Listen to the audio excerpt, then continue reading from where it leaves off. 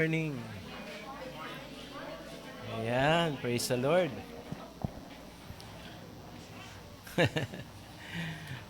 Ang bilis, ano? June 12 na ngayon. Ilang kembot na lang at August na. Ayan. Ang ating pong aralin ay makikita po natin sa unang Thessalonica chapter 5 verse 1 hanggang 11. So, bago po natin basahin, gusto ko lang pong sabihin na yung ating pong paksa na pag-uusapan ay yung pong nalalapit na pagbabalik muli ng ating Panginoong Jesus. At ang ating pong i-discuss ay paano po ba tayo makapaghahanda sa kanyang nalalapit na pagbabalik. So, sige, basahin na po natin. Unang Thessalonica 5, verse 1 hanggang 11. 1 Thessalonians 5 verse 1, Now as to the times and to the epochs, brethren, you have no need of anything to be written to you. Verse 2, For you yourselves know full well that the day of the Lord will come just like a thief in the night. Verse 3, While they are saying peace and safety, then destruction will come upon them suddenly, like labor pains upon a woman with child, and they will not escape. Verse 4, But you, brethren, are not in darkness, and that the day would overtake you like a thief. Verse 5, For you are all sons of light and sons of day. We are not of night nor of darkness.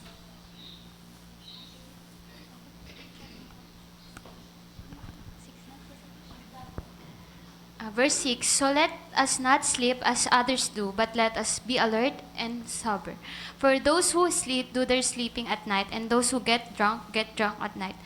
Verse 8, But since we are of the day, let us be sober, having put on the breastplate of faith and love, and as a helmet, the hope of salvation. 9, For God has not destined us from wrath, but for obtaining salvation through our Lord Jesus Christ. Then, who died for us, so whether we are awake or asleep, we will live together with Him. 11, Therefore, encourage one another and build up one another just as you also are doing.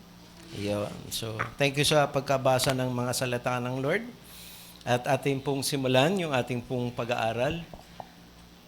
Kung may magsabi po sa inyo na kayo po ay kanilang dadalawin, malamang ang inyo pong sunod na itatanong ay, kailan?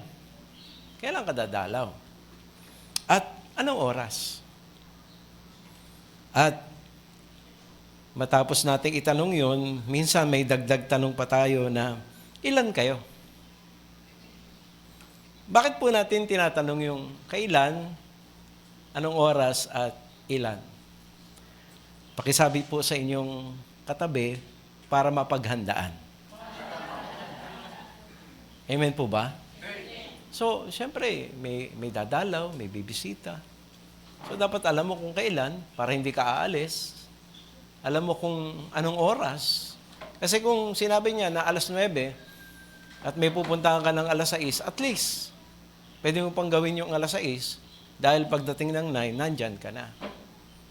Importante yun. At importante din, siyempre, ilan kayo? Mamaya, hindi mo tinanong, yung pala, 20 sila.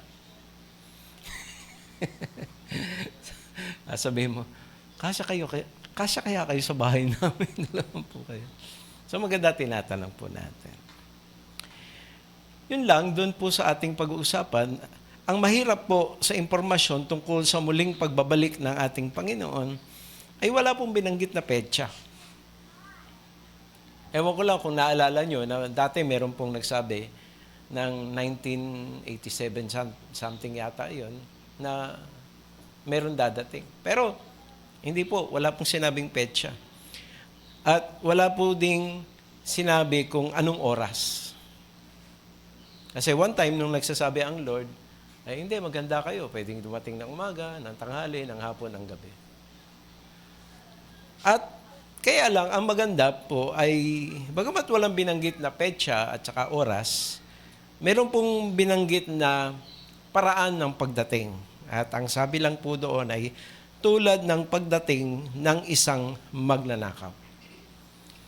Pag sinabi po na tulad ng pagdating ng isang magnanakaw, base po doon sa impormasyon na yon, mga kapatid, meron po tayong dalawang natatanging mga katangian ng pagdating ng magnanakaw. Una sa lahat, ang pagdating ng magnanakaw ay hindi po sinasabi kung kailan. No? Meron po bang nagtangkang magnakaw na nagsabi ng oras? Wala pong gumagawa nun. Pangalawa, ang pagdating po ng magnanakaw ay hindi rin kung kailan mo inaasahan. Dumadating siya na unexpected. So kaya base doon sa sinabi na dalawa na yon, so kung ang Panginoon ay dadating na tulad ng sa isang magnanakaw, at ang pagdating ng magnanakaw, walang sinasabing oras, araw, at kung kailan di mo inaasahan, saka siya dumadating. So napaka-importante po na ikaw at ako, kung nalalapit na ang pagbabalik ng ating Panginoon, ay kailangan po talagang tayo po ay maging ready. Ano? Pakisabi sa iyong katabi, importanteng handa ka. So, yun po yung ating pag-uusapan. Ano po ba yung pong sinasabi sa ating mga talata na binasa na siyang nagiging paalala sa atin na pwede po nating maging paraan ng preparasyon. At yun po yung ating titignan sa mga susunod na sandali. So, tayo na pong mag-aral. So, ang sagot na ang tanong na ating sasagutin ay, how do we prepare for our Lord's second coming?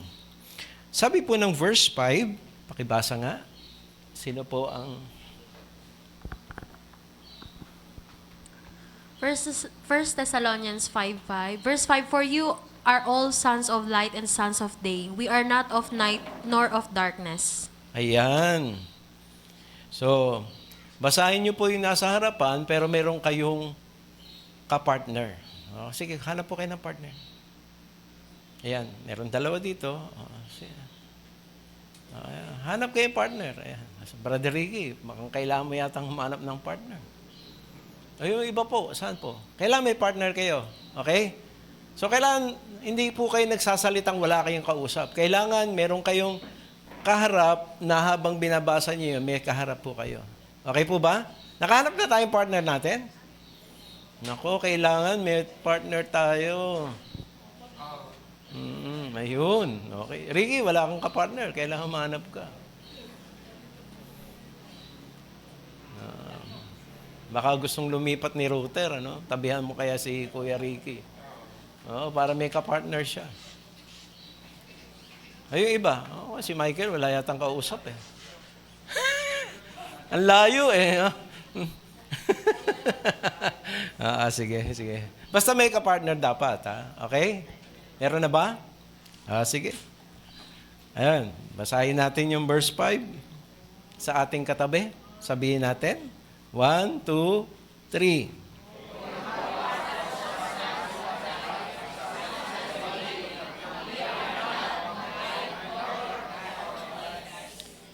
Ayan. So mga kapatid, ito po yung unang paraan ng paghahanda. Alalahanin natin kung ano na tayo at kung sino na tayo ngayon. Sinasabi po dyan na tayo po ay anak na ng liwanag at anak na ng araw. Ibig sabihin po nun ay hindi po yung, pag sinabi kasi na sa na anak ng araw, ibig sabihin ng maputi. Hindi po yun. Tinagalog lang ho natin. Ang ibig pong sabihin nung tayo po ay sons of light at sons of day, ay tayo po ay naging Christian na at anak na ngayon ng Diyos. Amen po ba? Amen.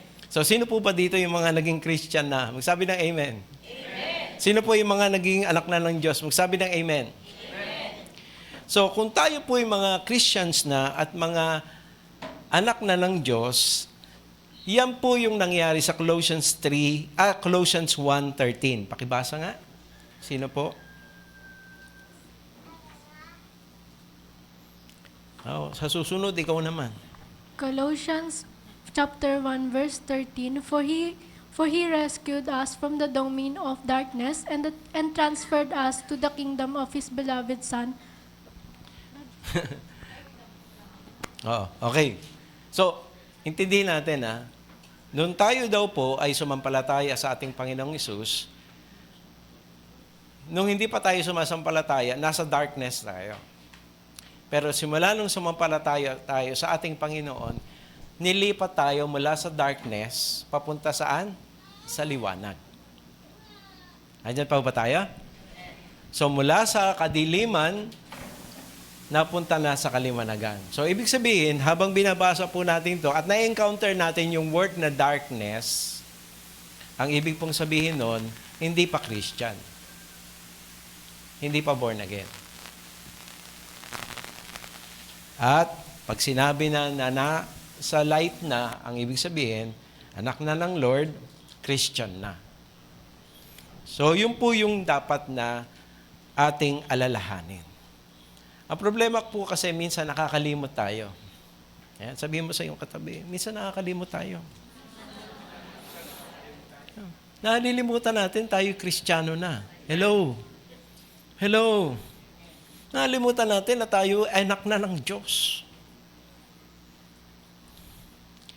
Kaya ano po ang dapat nating gawin? Okay? Pakibasa po yung verse 6. Verse 6, So then let us not sleep as others do, but let us be alert and sober. Iyon. Paano ang isang naging Christian na naging anak na ng Diyos na hindi na darkness, kundi light na, ay sinasabihan at pinapaalalahanan na dapat siya ay gising, okay, alert, at siya ay sober. Pag sinabi hong sober, na may maliwanag na pag-iisip. Paano pong kailangang sabihin pa yon? Ito po ang dahilan. Pakibasa po yung Ephesians 5, verse 3 hanggang 8.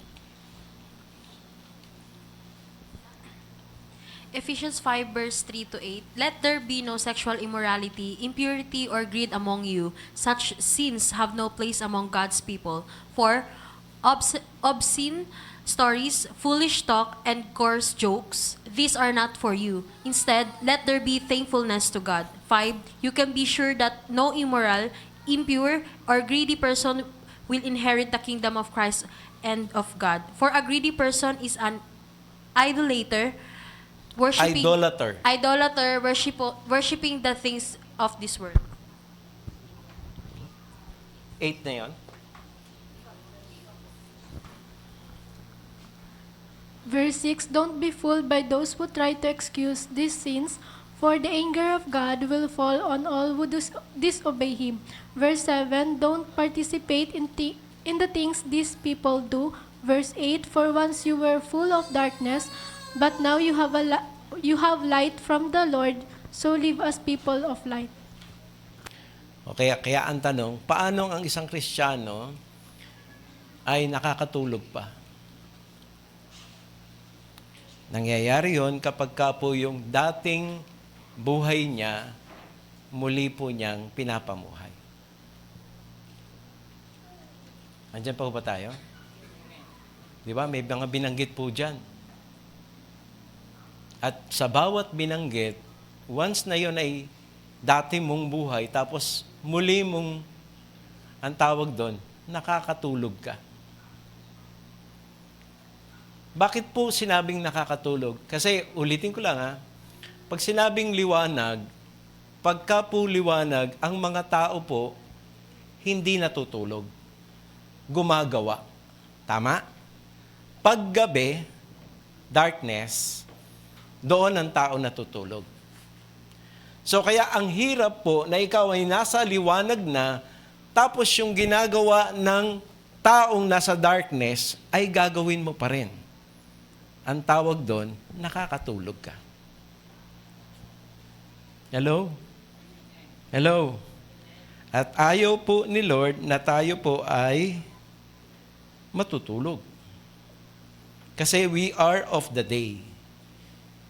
Okay? Kaya po yung pong nagtatrabaho po ng, di ba, ng mga call center, nagugulo po yung kanilang oras. Kasi ang gawa ng Lord sa tao, pag-araw, tama?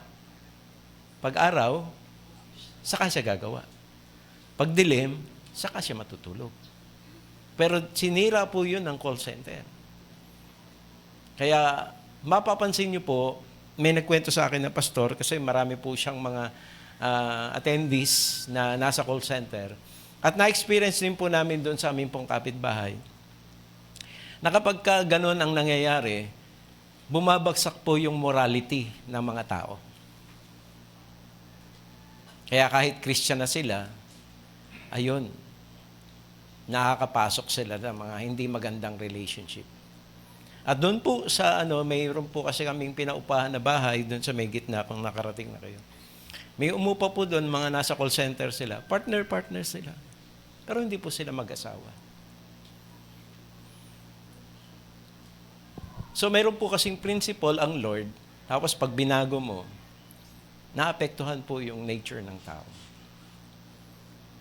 Kaya po sinasabi yan talaga. Kaya mapansin nyo, di ba, ang Lord gumawa po siya ng greater light, araw. Tapos lesser light sa gabi. Kasi yun po yung, yun po yun talaga. Na kapag ka, kahit yung mga ibon, mga hayop, di ba, pag dumilim na, anong ginagawa nila? Natutulog. Pag maliwanag, sila'y gising. Napansin niyo ba, pagka tayo po yung nagagawain ng Wednesday at saka ng Friday, bukas po yung ilaw doon sa mga ibon. Hanggang bukas po yung ilaw, ang ingay nila. Parang nagchichismisan niyo siguro sila. Sabi, na naman sila, liwanag na naman tayo, ay tayo yung patulugin. Kaya daldal sila, daldal doon, ingay. Pero subukan niyo, patayin yung ilaw. Tahimik na yun ulit. Kasi yung light, yun yung panahon na gumagawa yung tao. Pagka dark, yun po yung panahon na ang tao ay nagpapahinga at natutulog. Baguhin mo yun, maapektuhan po talaga kahit yung morality ng tao. Kaya sa Bible, pag dinescribe na tayo ay light, ibig sabihin, binago na yung buhay natin. Amen? Amen? Amen? Amen? Hello? Na-born again na tayo. Na-transform na tayo. Anong sabi ng Bible? Sino man ang nakikristo'y isa ng bagong nilalang. So kaya po, pagkababalikan mo pa yung dati, gayong nilinis ka na doon, binago ka na ng Lord doon, ayun. Ano nangyayari? Natutulog ka uli. Ano ibig sabihin? Bumabalik ka doon sa dapat na hindi mo nababalikan kasi darkness yun. Yun ang panahon na ang tao ay natutulog. So kaya ang dapat natin gawin, huwag tayong makatulog. Sa halip na matulog, anong gagawin natin? Pakibasa po yung Romans chapter 13 verse 11 hanggang 14.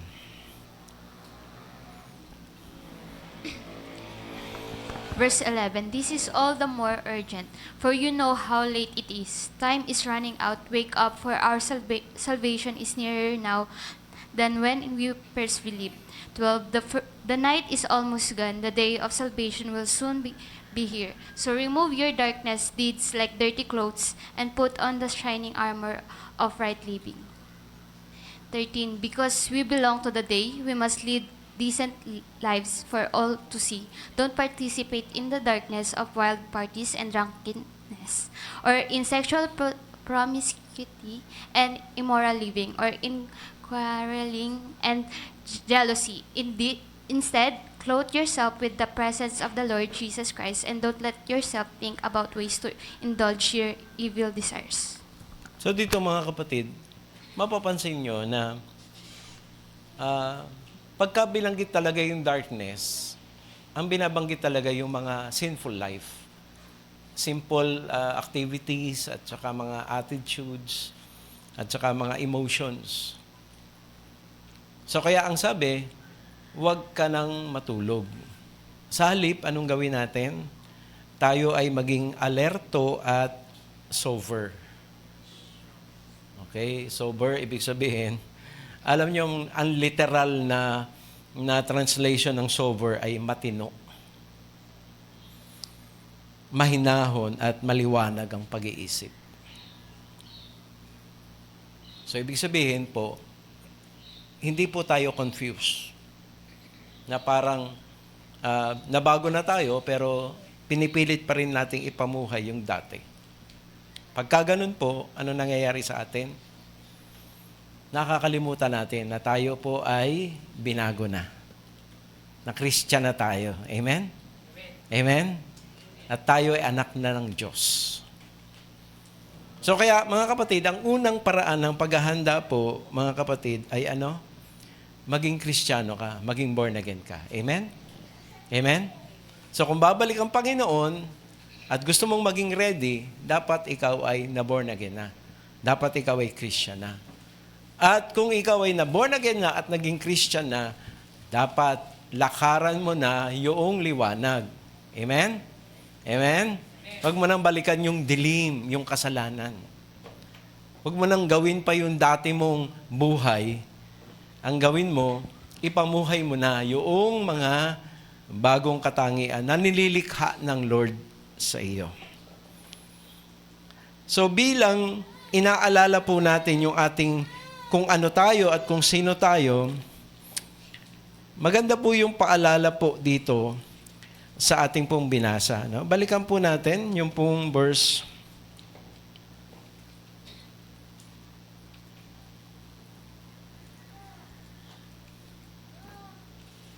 Okay, verse 5. Ano pong sabi uli?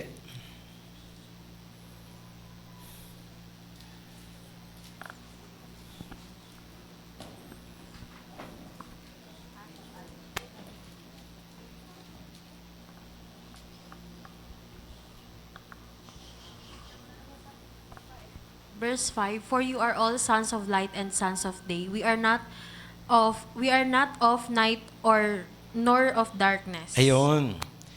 So we are not of night nor of darkness.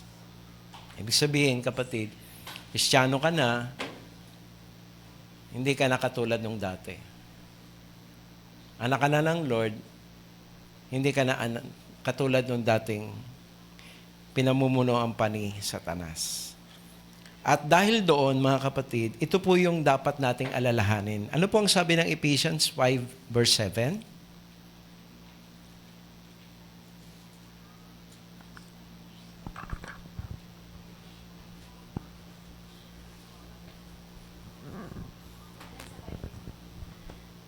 Alam nyo, gumamit kayo ng Bible nyo para hindi kayo maano. Sige na.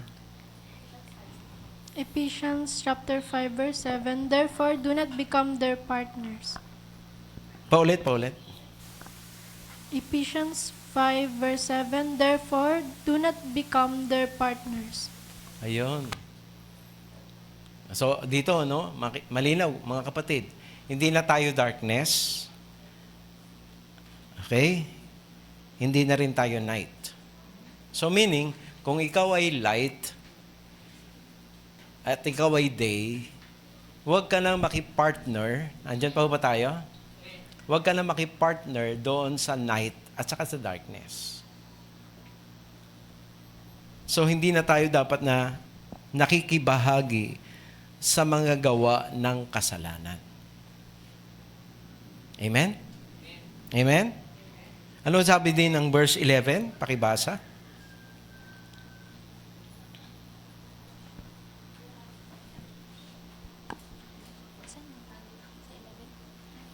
Verse 11, have nothing to do with the fruitless deeds of darkness, but rather expose them. Ayun. Mga kapatid, tandaan nyo, no? Ang tao, pag may ginagawa yung kasalanan, pakisabi sa inyong katabi, itinatago. Amen? Amen? Di ba? Nililihim. Pero pagka ikaw ay nasa Panginoon na, ano gagawin mo? Ano gagawin mo?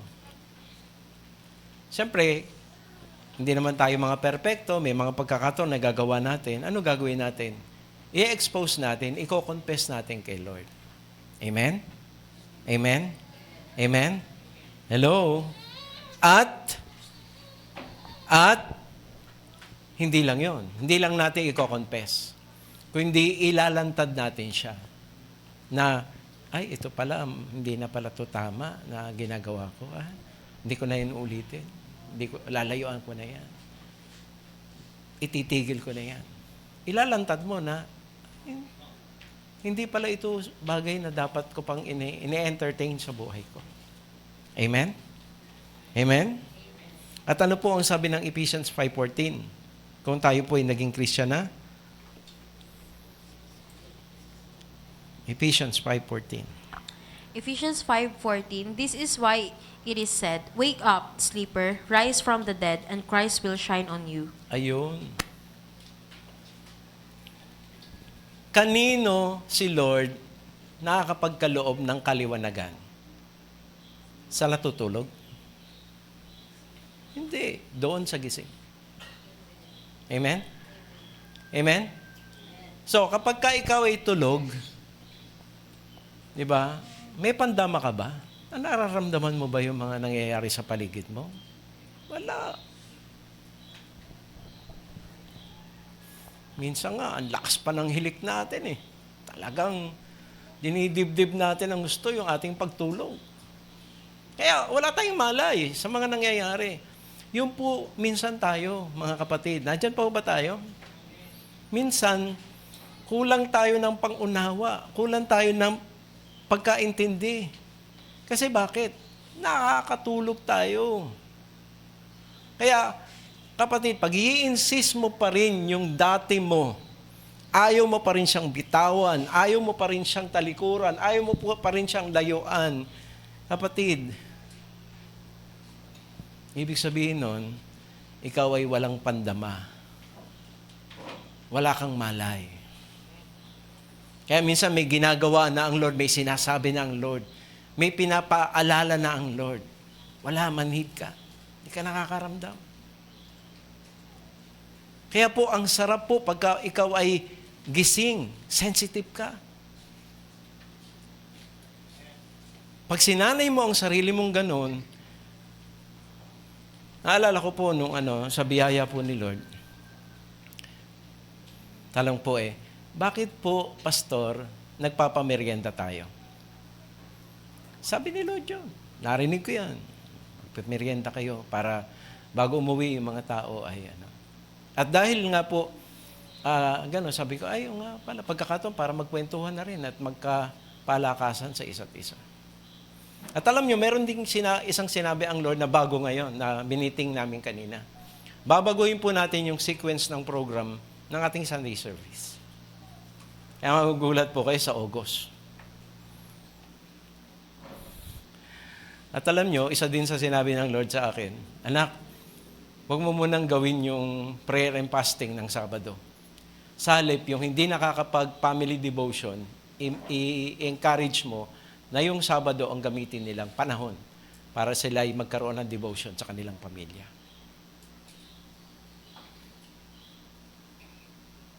Mga kapatid, pag may sinasabi ang Lord at ikaw ay gising, andyan pa ba tayo? Mararamdaman mo yun, maririnig mo yun. Pero pagka ikaw medyo inaantok, kailangan kalabitin ka pa. Amen? Kailangan medyo sikuhin ka pa. Bakit mo, natutulog ka Pagka natutulog, walang pakiramdam. Wala siyang sense doon sa nangyayari. Alam nyo, sa nangyayari sa bansa natin,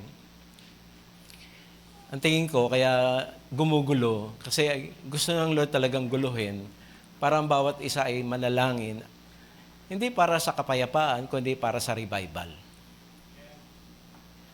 Dahil ang tangi pong makapagbabago sa tao, ay hindi po yung ikulong mo siya lang at kung hindi makilala niya si Lord. At minsan, ewan ko lang sa inyo, ako, nakakilala ako kay Lord kasi nagkaroon ng crisis sa buhay ko. Kaya minsan pinapahintulutan ng Lord yung mga ganyan. Para tatawag tayo sa Kanya at lalapit tayo sa Kanya. Minsan ginugulo niya yung mga sitwasyon. Hindi dahil sa nananakit siya o salbahe siya, kundi para tayo ay dali niya doon sa plano niya. At ano ang plano ng Lord sa Pilipinas? Nakakatuwa po sa mga Thailand, sa mga... Kahit po nagkakagulo sa Nigeria, marami pong naboborn again doon. At yun po ang kailangan. Nandiyan pa ba tayo? Yun ang mas kailangan ng mga Pilipino. Yung mga Pilipino ay magbalik loob sa Lord. Kaya po yun ang importante. Kaya tayo, hindi nyo napapansin, yung Sunday natin, ginagawa natin ng paraan. Pero hindi pa rin po lubos yung paraan. Kasi hindi po talaga ganito yung bilang natin. Pero may mga nangyari. At yung mga nakaranas ng hindi maganda, sa halip na i-overcome yung mga naranasan, anong ginawa nila? Ginawa nilang dahilan. Tandaan nyo, mga kapatid, pinapahintulo talaga ng Lord na may problema. Hindi po para tayo po ay guluhin, kundi para tayo ipatatagin.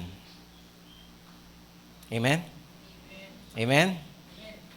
Pinapahintulo ng Lord yan. So kaya po nagkakaroon ng mga ganitong situation sa ating bansa, para tayo po, Kaya mapansin nyo, yung mga natutulog po, kailangan mo pang gisingin para umattend ng Bible study, umattend ng prayer meeting. Nandiyan pa ba tayo? Nandiyan pa ba tayo? Tulog tayo eh.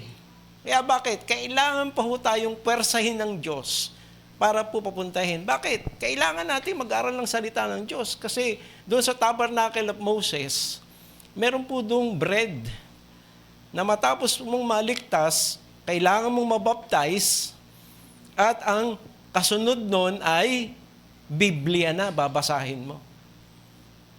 Nagbabasa ho ba tayo ng Bible? Hindi ka lalago sa pananampalataya. At ang kanong kasunod, candlestick, speaks of the Holy Spirit. Kailangan natin yung baptism ng Holy Spirit para makalakad tayo sa anointing ng Holy Spirit, sa gifts ng Holy Spirit, sa fruits ng Holy Spirit. Andyan po ba tayo? Kaya lang, hindi po tayo magiging aware para kung ano ipagpe-pray o magiging sensitive para sa dealings ng Lord pag tulog tayo. Kaya kailangan tayong gisingin. Amen? Sino po sa atin ang handang magpagising? Hello?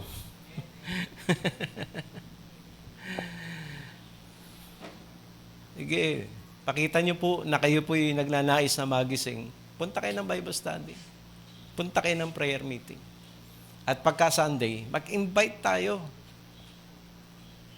Gawa tayo ng paraan para yung mga mahal natin sa buhay at yung mga dati nating kasama, mahikayat natin uli na sila po ay gumising.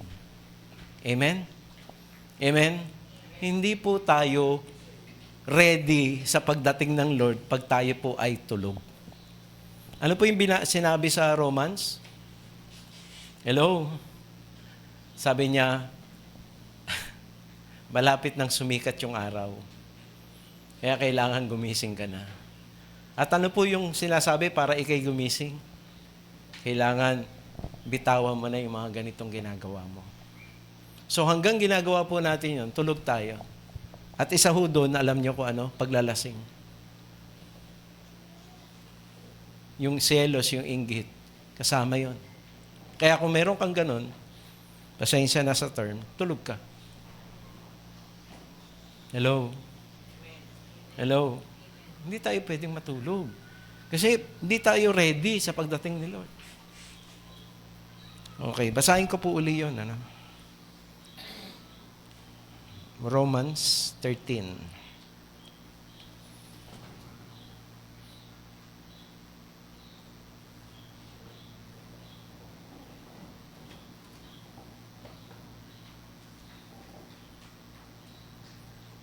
Okay? Sabi rito, verse 11. Do this, knowing the time, that it is already the hour for you to awaken from sleep.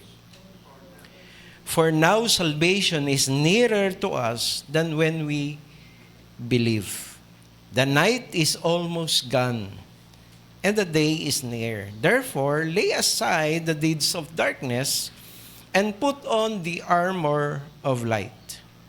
Let us behave properly as in the day, not carousing, drunkenness, sexual promiscuity, sensuality, not in strife and jealousy. But put on the Lord Jesus Christ and make no provision for the flesh in regard to its lust. So malinaw po mga kapatid, na kapag ka po itong mga bagay na ito ay hinahayaan po natin sa ating buhay, mga kapatid, tayo po ay tulog pa. Amen? Hello? Samahan niyo po ako sa unang Korinto.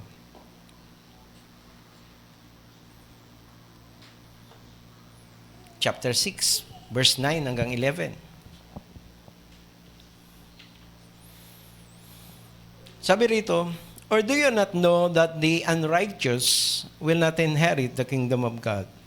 Do not be deceived, neither fornicators, nor idolaters, nor adulterers, nor effeminate, nor homosexuals, nor thieves, nor the covetous, nor drunkards, nor revilers, nor swindlers will inherit the kingdom of God. Pero ano sabi? Such were some of you. Amen? Amen? Dati, ganun tayo. Amen? Amen? Pero kung dati ganun tayo, anong nais ni Lord? Dati yun. Dapat hindi na yun ganun pa rin ngayon. Amen? So, kailangan nating bitawan, iwanan, layuan. Bakit? Kasi, pakisabi sa inyong katabi, makakatulog ka uli. At ang tulog, hindi handa sa pagbabalik ni Lord.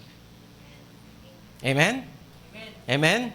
Ang babalikan, niliwanagan ay yung gising. So bilang mga Kristiyano, mga kapatid, alalahanin mo. Ginising ka na ni Lord, nilinis ka na ni Lord, so mamuhay kang gising, mamuhay kang nilinis. Huwag mo na uling balikan yung dati. Kasi makakatulog ka. Amen? At pagka nakatulog ka, hindi ka handa sa pagbalik ni Lord. Di ba? Sino sa inyo po, mga kapatid, ang nakatulog at pagkatapos ay, ano ba nangyari? Di ba? Gulat tayo. May nangyari na, hindi pa natin alam. Kasi bakit? Tulog tayo. Pero kung gising tayo, ano man ang nangyayari, aware tayo. At nakakakilos tayo ng akma doon sa sitwasyon. Amen? So, anong kailangan natin gawin? Alalahanin natin, kapatid, ginising ka na, huwag ka na uling matulog. Nilinis ka na, huwag ka na uling magpadumi. Amen? Amen? Hello? Hello? Pangalawa, paano tayo maghahanda? Eto na, alalahanin natin kung ano na ang dapat pinagtutuunan natin ng ating pansin at atensyon. Eto. So kaya po tayo minsan nahihirapan kasi wala tayong focus. Wala po tayong purpose. So ano po yung dapat na maging purpose natin? Pakibasa po yung verse 8.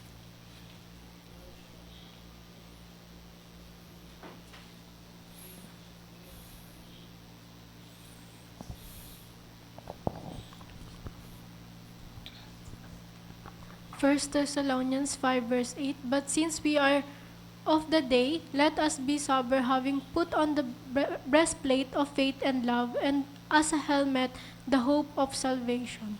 Ayun. So, ang dapat po pala nating pinagsisikapan, okay? Kung babalikan po natin yung Romans, yung natutulog, di ba meron tayong pantulog na damit? Amen? Amen? Amen? So, wag na nating sabihin kung ano yun. Pero meron tayong pantulog. At meron tayong panlakad. Amen? Sino yung natulog na panlakad ang damit?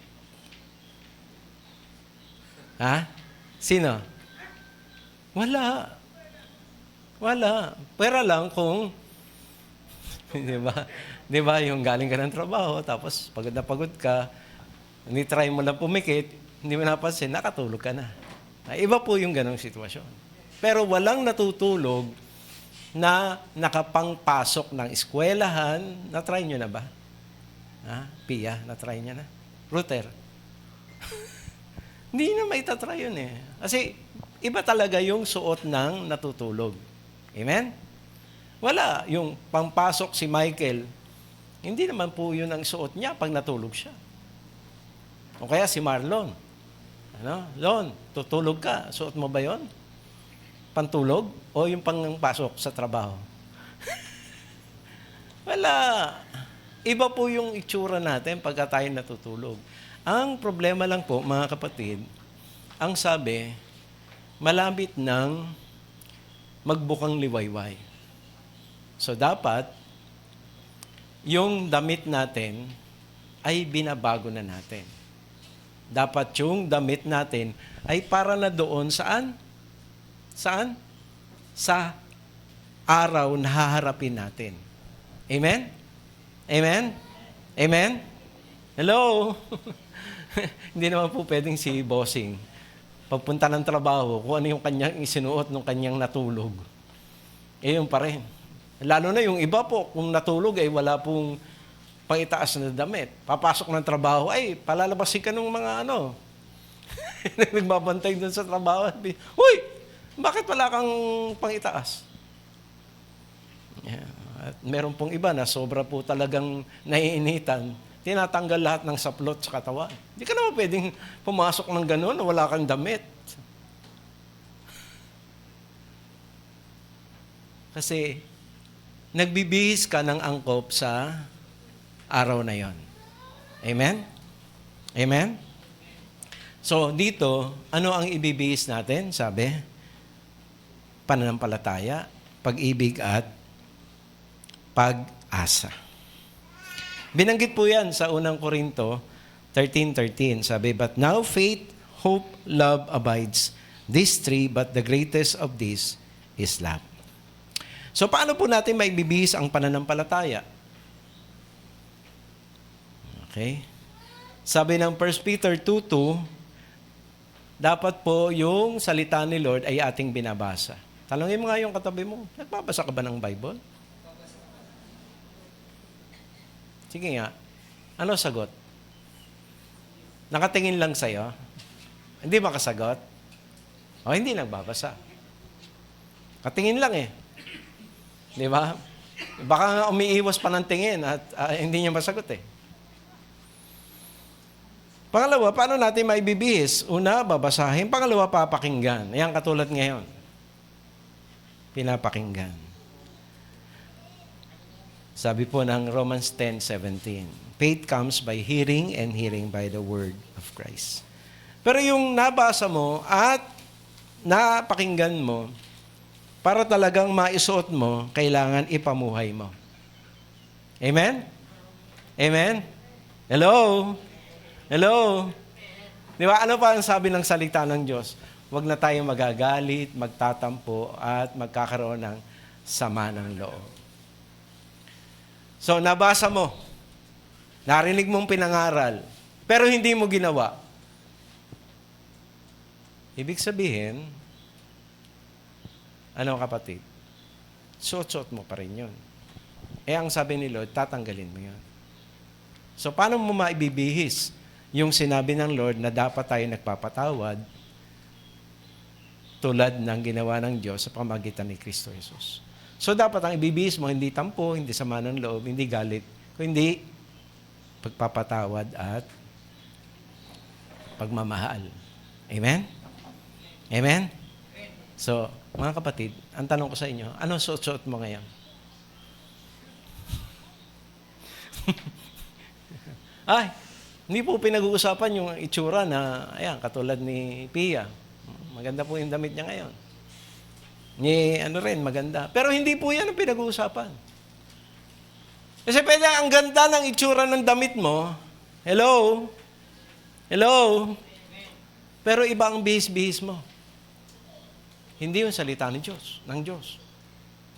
Hindi mo kasi, ang mahirap paano mo maipapamuhay kung hindi mo binabasa?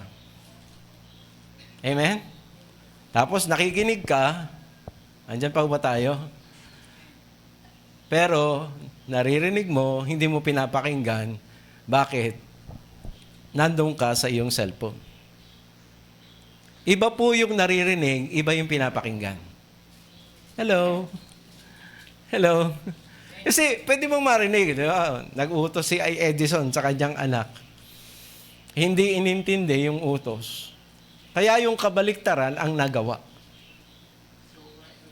Di ba? Ang sabi, buhatin, ang ginawa, hinila. Pareho ang suma total, kasi nakalapit naman, ang problema, hinila. Di ba? Magkaiba po ang resulta noon. Kahit pa parehong lumapit kay Edison, pero hindi binuhat, kung hindi hinila, iba. Iba po ang resulta. Kahit akala mo, nagawa mo, hindi mo pa rin nagawa. Kaya magkaiba ho yun. Iba yung napakinggan mo doon sa pinakinggan mo. Paano mo masusunod kung hindi ka nagbabasa? Paano mo masusunod kung narinig mo lang, hindi mo pinakinggan? Amen? Amen? Amen? So mga kapatid, yung salita ng Diyos, nating binabasa at nating pinakikinggan, pag pinamuhay natin, maibibis natin yung pananampalataya. Na tayo, mga kapatid, ayan. Sino po rito ang nakabasa na dapat nagtatights tayo? Sino rito ang nakarinig na dapat nagtatights tayo? Sino ang nagtatights? Hello? Hello? Di ba may trabaho ka? Nagtatights ka ba? Hindi, sabi mo, pastor, yung misis ko nagtatights. Hindi mo nga alam kung nagtatights din yung misis mo. Mga kapatid, hindi mo yun maibibihis kapag ka binasa mo lang at pinakinggan mo lang, pero hindi mo ginagawa. Hello? Di ba? Sino rito ang nakarinig na dapat pinipreach natin ang gospel? Sino ang nakabasa? Pero ang tanong, ginagawa ba natin? Kasi kung hindi mo yung ginagawa, hindi mo yung bihis. Kasi anumang ginagawa mo, yun ay nasa sistema mo na. Amen? Amen? Di ba, yung mga kabataan, minsan, sasabihin sa kanila, hoy, gising na. Di ba? O kaya sasabihin sa kanila, ilikpit mo na rin yung hinigaan mo. O kaya sabihin na, maligo ka na. Pagka nasa sistema mo na yung gumigising ka ng ganitong oras, at pagkatapos mong gumising, nililikpit mo na yung gamit mo, hello? At pagkatapos, pag dapat ka lang maligo, naliligo ka, at hindi ka muna nakatingin sa hello? Anong gagawin mo? Kasi sistema mo na yon, hindi ka na kailangan sabihan at paalalahanan. Amen? Amen? So kung tayo po ay palagi sinasabihan at pinapaalalahanan, pero hindi po nakikita sa atin, ibig sabihin, hindi pa sistema ng buhay natin. So, hindi pa pa naibibihis. Kapatid, ang sabi, para maging ready ka, kailangan ibihis mo yung pananampalataya. At hindi lang yon, sabi, ibihis mo rin yung pag-ibig. Malinaw po yung sabi ng Biblia, mga kapatid, na paano natin makikita na ang bawat isa ay meron na pong bunga ng pag-ibig.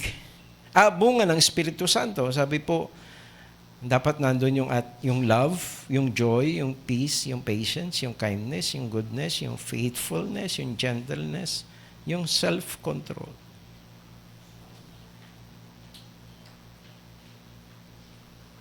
Pag nakita na po yung siyam na yon sa atin, maaring 2, 3, 5, minsan isa pa lang, ibig sabihin meron na tayong bunga. Amen? Amen? Amen? Amen? Pero pag wala pa, pag nainis ka, nagalit ka, wala kang control, wala kang pasensya, ano ibig sabihin nun? Hello? Ano ibig sabihin nun? Wala pa yung pag-ibig sa'yo. Kasi ang pag-ibig ay, mabait. Mabuti. Amen? Amen? Hindi po siya nananaghili. At hindi po siya bigla na lang nang bubulyaw. So, hindi mo pwede talagang ipeke yon. Amen? Hello? At pag-asa. Pag-asa. Isusuot din natin. Alam nyo, ang sabi po sa Romans 8:25, yung pag-asa ay kapag ka ikaw ay umaasa ng matyaga mong iniintay, ibig sabihin, sinusuot mo yung pag-asa. Yung matyaga ka nag-iintay. Pero alam nyo, mga kapatid, meron ding isang paraan na malaman natin kung tayo po ay talagang umaasa.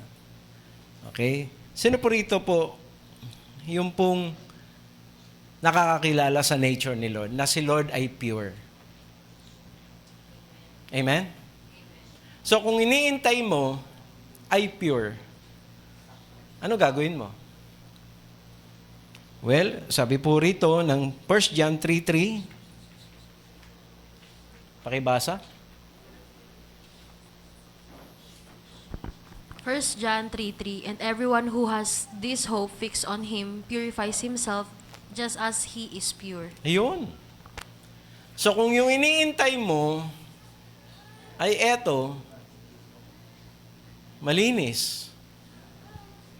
Di ba? Anong gagawin mo? Diba? Sabi nung iniintay mo, aalis tayo. Eto ka. Hindi ka pa nagbibihis, hindi ka pa naliligo. Paano pagdating niya, ano gagawin mo? Sandali lang, hintay ka muna dyan. Sabi niya, hindi ka pa na ready. Aalis na ako, iwan na kita. Amen? Amen? Hello? So kung meron kang iniintay, at ang sabi nung naghihintay, meron tayong pupuntahan, maligo pa na, mabilis ka na. At kung sinabi niya na ganitong oras siya, o kahit hindi niya sinabi, ready ka na para anytime na dapating siya, makakasama ka sa kanya. Amen? Amen? Amen? Mahirap, hindi tayo ganun mag-isip. Kaya maiiwan tayo. Hello? Hello? Maiiwan po tayo. At ito po yung pangatlong paraan ng pag-iintay. Paano tayo magre-ready sa nalalapit na pagbabalik ng Lord? Sabi po ng verse 9, pakibasa uli. Tapusin na po natin ang ating pag-aaral.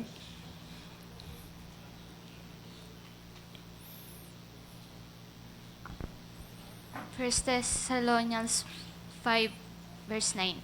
For God has not destined us from wrath, but for obtaining salvation through our Lord Jesus Christ. Ayan.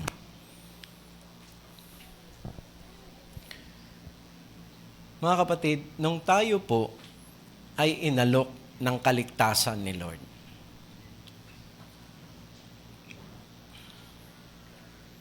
Sa palagay niyo po ba, hindi yun tutuparin ni Lord? Hello? Hello? Tandaan niyo mga kapatid, na ang Lord po, pag nangako siya, kaya niyang tuparin. Amen? So, ang sabi niya, babalik siya uli. At sa kanyang pag-alis, ipaghahanda niya tayo ng titirahan doon sa langit. Amen? Nabasa niyo ba yan? At siya'y muling babalik upang tayo'y kunin at ipagsama na sa kanyang piling. So, kung gano'n ang pangako ng Lord, dapat po, mga kapatid, naghahanda tayo. Amen? Amen? So, anong ating pinaghahandaan? Ang una natin pinaghahandaan, mga kapatid, ay saan ba tayo papunta? Saan ba tayo pupunta? Sa langit. Okay.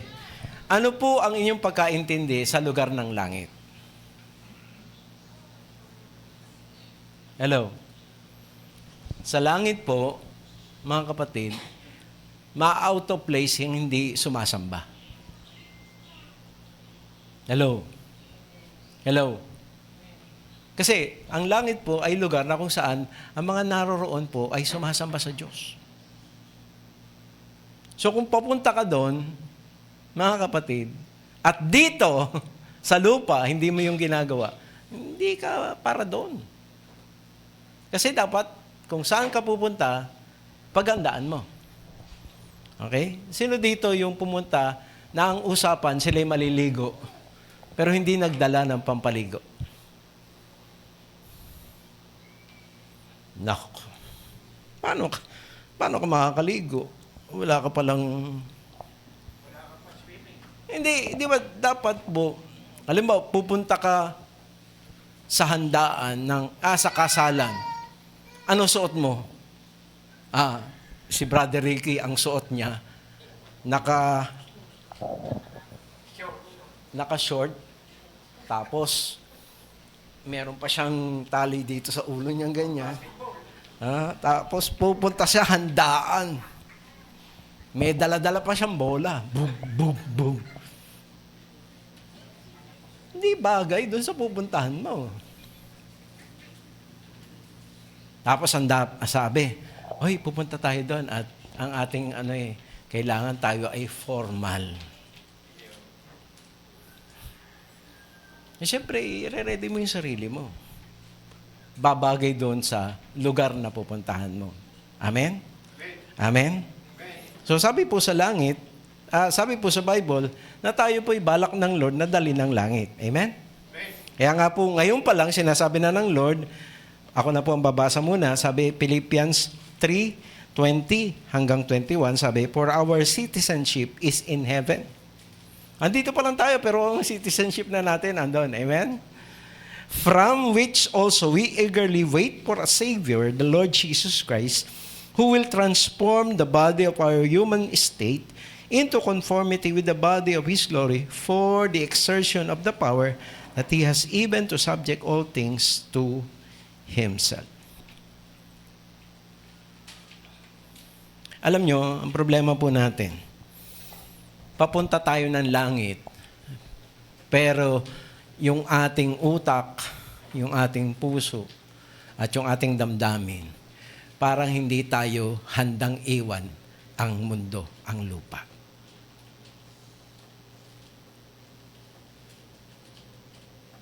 Wala tayong pinag-iba doon sa mga Israelita.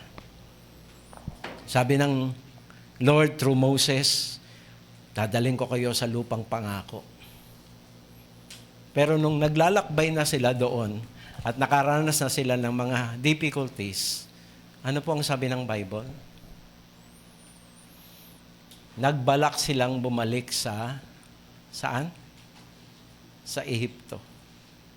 At gusto nilang puksain si Moses. Bakit? Papunta sila ng lupang pangako, pero nasa puso pa rin nila yung kanilang iniwan. Sa Bible, di ba, ililigtas na ni Lord yung pamilya ni Lot. Tama? Kasi gugunawin na yung Sodom at Gomorrah. So nakiusap po si Lot na hindi sa bundok, kundi doon sa isang maliit lang na lugar. Pumayag po yung anghel. At siya doon. Ang problema, bakit lumingon pabalik si Mrs. Lot? Hello? Kasi hindi niya po gustong iwan yung Sodom at Gomorrah. Saan tayo pupunta? Saan tayo pupunta? Sa langit. Tama? Tama? Sino yung pagkapupunta ng langit ay magsasabi, Lord, pwedeng mamayang konti na o kaya bukas o kaya sa makalawa. Kasi Lord, may party pa kami, mayroon pa kaming swimming, mayroon kaming ganyan. Lord, sayang naman. Hello? Hello? Mga kapatid, mas maganda po doon sa heaven kaysa dito sa natin dito. Kaya lang hindi tayo handa. Tama? Tama?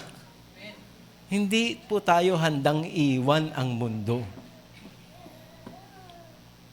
Mahirap po yun. Hindi ka ready sa heaven pag hindi mo kayang iwan ang mundo. Dapat yung nasa puso mo, hindi yung mundo, si Jesus na. Kasi siya yung pupunta mo sa langit. Pero pagka hindi si Jesus yung nasa heart mo, may problema tayo. Amen? Amen? Alam nyo, sabi din po sa Bible, tayo po ay magiging kingdom of priest. Okay? Pag sinabi pong kingdom, sabi po ng 1 Peter 2:9, for we are the royal priesthood, a holy nation. Talagang tayo po ay kingdom na ni Lord. So ngayon, ito ang tanong.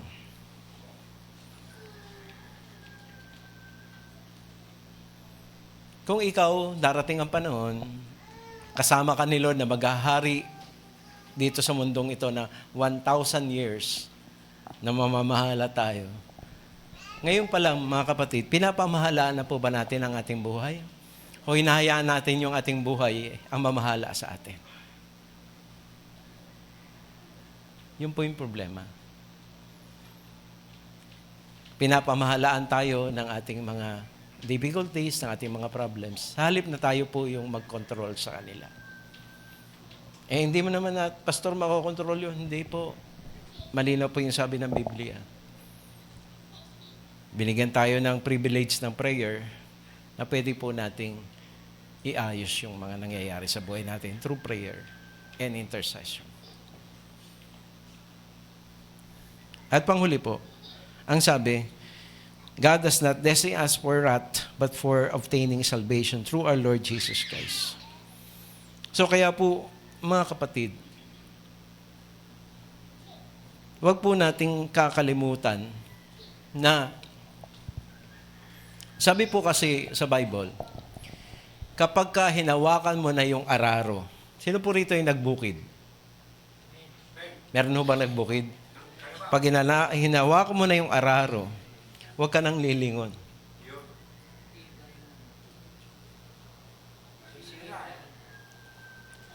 Huwag ka nang lilingon. Mga kapatid, papunta tayong langit. Pero dapat yung puso natin, amen? Amen? Dapat po yung pong ating mata at dapat po yung ating hangarin, dapat nire-ready natin papunta doon sa pupuntahan natin. Hindi yung pupunta ka doon, pero yung mata mo, yung puso mo, yung hangarin mo, nandito sa lupa.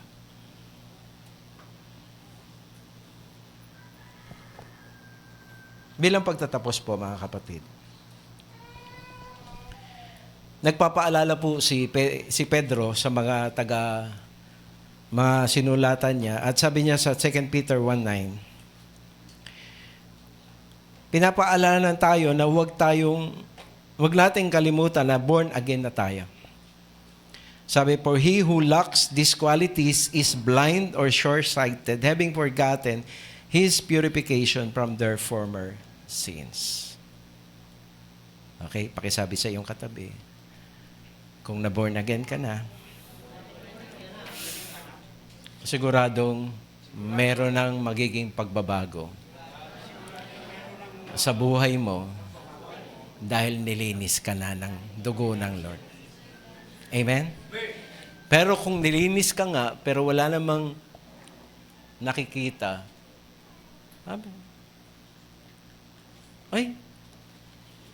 wala tayong kasiguruhan. So, dapat tayo mismo sa sarili natin, mag-desire tayo. Ano ba yung nalinis na sa akin? Ano na yung nabago sa akin? Una yun. Pangalawa, pinapaalanan din po tayo ni Pedro na dapat ang direksyon po ng ating buhay ay ito. Alam nyo, ang mga kabataan ngayon, ang direksyon ng buhay nila ay iba. High honor. Tapos yung mga nakagraduate na, ang direksyon ng buhay nila, dapat malaking sahod. Tapos yung mga nakapag-asawa na, ang ano nila, dapat makapagpundar tayo, ganyan-ganyan. Pero hindi nyo napansin, lahat ng ating iniisip, lahat ng ating hinahangad, dito sa lupa. Hindi natin madadala doon. Kaya anong paalala po ni Pedro? Sabi niya, 2 Peter 1, verse 5 hanggang 7, now, for this very reason also, applying all diligence, in your faith, supply moral excellence. In your moral excellence, knowledge. And in your knowledge, self-control. And in your self-control, perseverance. And in your perseverance, godliness.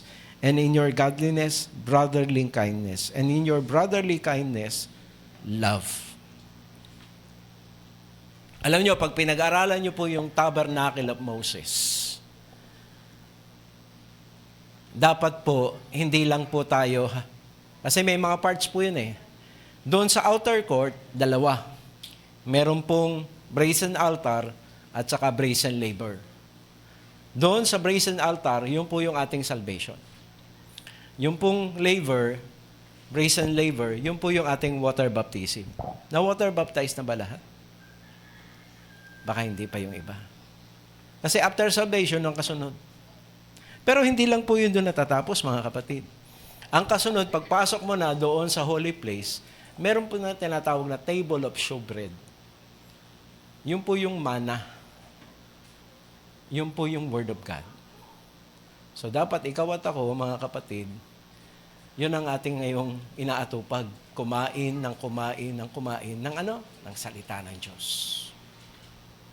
Pero hindi ho doon natatapos kasi yung kasama noong table of showbread, nandun po yung,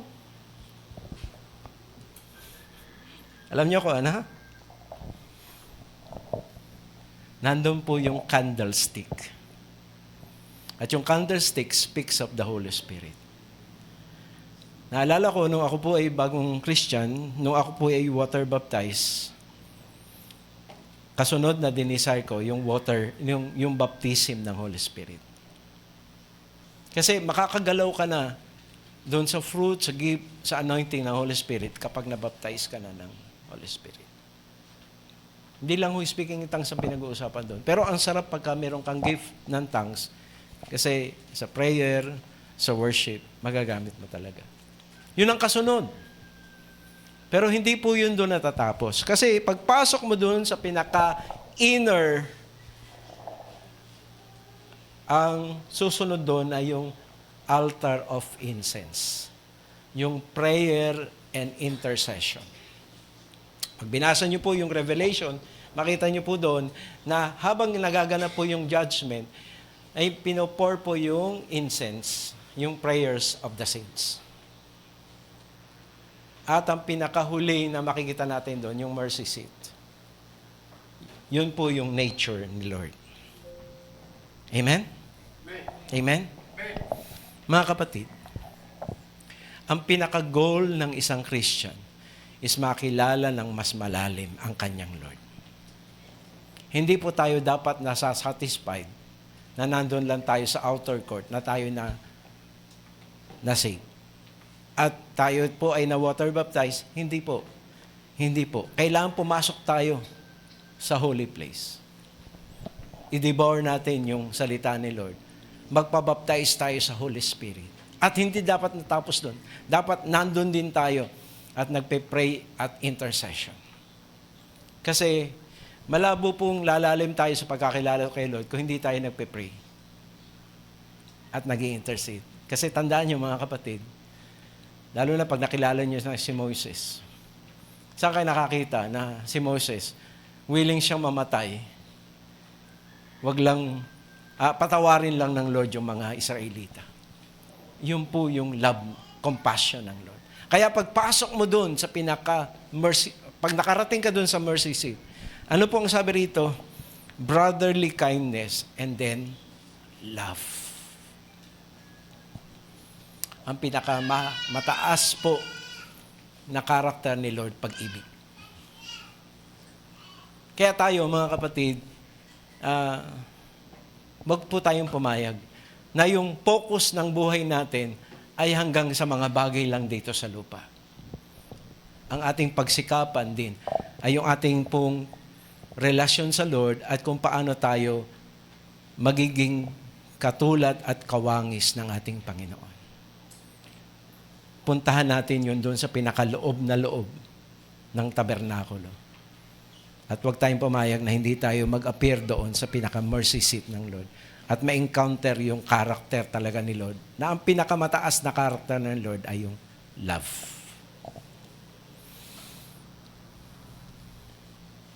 Doon nga po sa Exodus 34, ang sabi, God is merciful and gracious, slow to anger, and abundant in loving kindness and truth.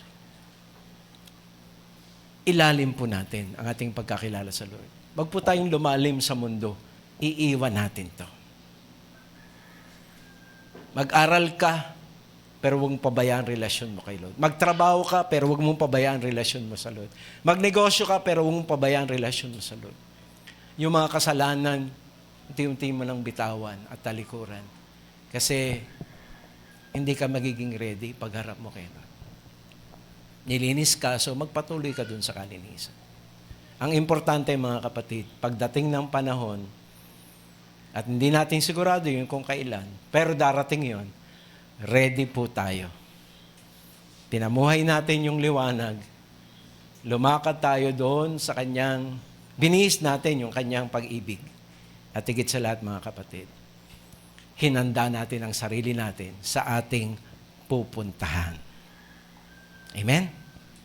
Amen? Mga kapatid, hindi lang tayo pupunta ng Palawan, hindi lang tayo pupunta ng Korea. Namit ko nga pala yung asawa ng pamangkin namin sa Dichiko. Siya, Japanese siya. Ayan. Mahirap makipagkwentuhan. Pero nakakapag-English naman. Pero hindi po yun. Hindi po yun. Mas maganda ang hangarin mo yung langit. Maging ready ka doon. Amen po ba? Amen. So, tulungan tayo ng Lord. Amen? Tayo po tayong lahat.